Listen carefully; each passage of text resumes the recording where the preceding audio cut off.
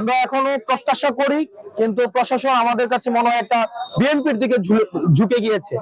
সহজ কথা, প্রশাসনের যে দ্বিচারিতামূলক আচরণ সেটি নিরপেক্ষ, সুষ্ঠু, অংশগ্রহণমূলক নির্বাচন কতটা হতে পারে সেটি নিয়ে আসলে আমরা শঙ্কা প্রকাশ করছি।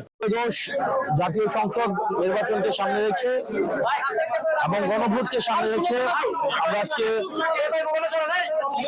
জাতীয় নাগরিক পার্টি এনসিপি কুমিল্লা 4 অর্থাৎ দেবিদ্বার থেকে আমাকে মনোনয়ন দিয়েছে। আমি গত 29শে ডিসেম্বর সেটি সাবমিট করেছিলাম। আজকে মনোনয়ন বাছাই হয়েছে।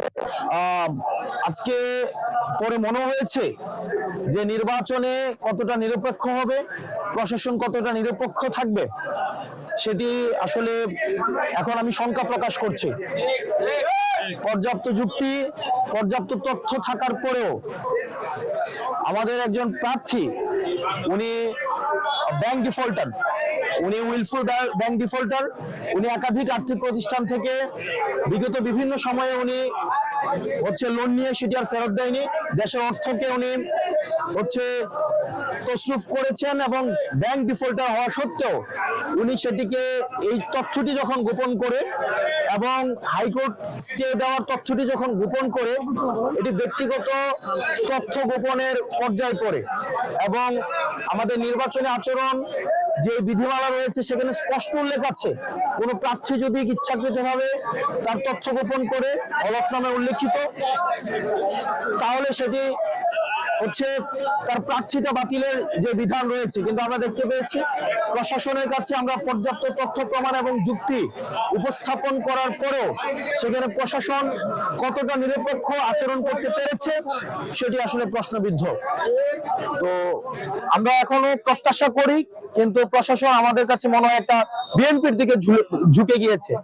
সহজ কথা, প্রশাসনের যে দ্বিচারিতামূলক আচরণ সেটি নিরপেক্ষ, সুষ্ঠু, অংশগ্রহণমূলক নির্বাচন কতটা হতে পারে সেটি নিয়ে আসলে আমরা শঙ্কা প্রকাশ করছি। আমরা বিভিন্ন সময়ে যে প্রশাসনের যেই দেখেছি যে জুলাই গণঅভ্যুত্থানে ইতিমধ্যে পরবর্তী সময়ে বিভিন্ন সময়ে হামলা হয়েছে। আমরা দেখেছি হাদি ভাইকে নির্মমভাবে হত্যা করা হয়েছে, স্পষ্টভাবে প্রমাণ থাকা সত্ত্বেও আমরা এখনো পর্যন্ত দৃশ্যমান কোনো ধরনের ব্যবস্থা নেয়নি।